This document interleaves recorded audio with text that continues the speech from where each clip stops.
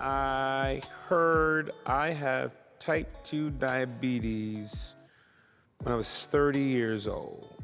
I just finished Kangaroo Jack.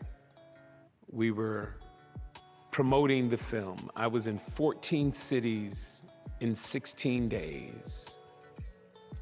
I had created my very first television show all about the Andersons, so I was in pre-production for that. And I was taking meetings all around town. All of this was happening at the same time. So I'm just I'm not feeling like my normal self. You know, I'm lethargic.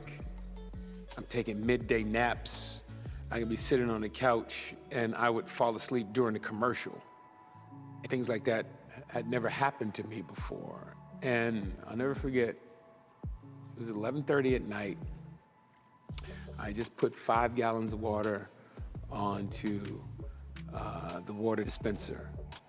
And from 11:30 to 2 a.m., I drank 5 gallons of water. And every time I went to the bathroom, I had to drink a glass of water.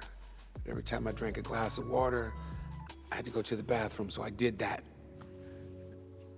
And when I woke up the next morning, I realized 5 gallons of water was gone. And I was like, uh-oh, I think I have diabetes. I knew what symptoms were. You know, you hear about it and see commercials. I went to the doctor and my glucose level was like 246. It was some ridiculous number. Normal glucose level for anybody is like 85. Mine was 246. By the time I pulled out of the hospital parking lot, I get a call from the doctor saying that I need to turn around and come back into his office because my glucose level was through the roof and that I was a type 2 diabetic. And so that's when I heard it, man. I was 30 years old. You know, I was always a big dude. I never saw myself as fat. I could dance, I could do the splits, I could do all of that. I could play basketball, I was athletic.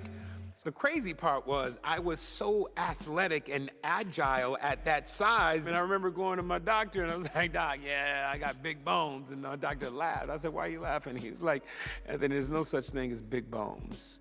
Now, you may have a wide structure, but you don't have big bones. You're fat. He just said it just like that. He said, you're fat. Do something about it. And that was in my teenage years, man. And I didn't do anything about it. You know, I continued to live the life that I was because I thought I was cool. I never saw myself as a fat guy. One day I was sitting on set, it was just crazy, and I just went down a rabbit hole of Anthony Anderson fat pictures. That's when I realized I needed to make a change and I wanted to talk about it publicly. To be honest, I tried selling weed. I was asked to sell crack, but I saw where it took, you know, friends and people that were in my neighborhood, you know, either to the penitentiary or the cemetery. And I knew my mom and dad would whoop my ass. I just whoop my ass, but beat my ass if I were ever caught up in something like that. So I believe there's a distinct difference between just getting a whooping and getting your ass beat. My mother is always in denial about this. Mama, it's just the truth. So they're asking my story. You know, when they sit down with you and talk to you about your story, you can give your version of it. But I got my ass beat with the fan belt off an '84 Ford Courier truck. Yeah, so you tell me if that's a whooping or getting my ass beat.